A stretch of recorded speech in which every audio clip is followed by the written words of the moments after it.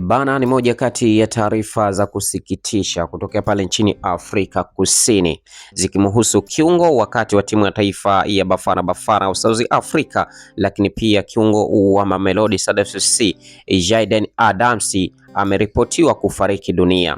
Jayden Adams mwenye umri wa takriban miaka 25 hivi majuzi tu alifanikiwa kuiwakilisha nchi yake vyema kwenye michuano ya kombe la dunia kwa mwaka 2026 ambayo ikiwa inaendelea pale nchini Marekani.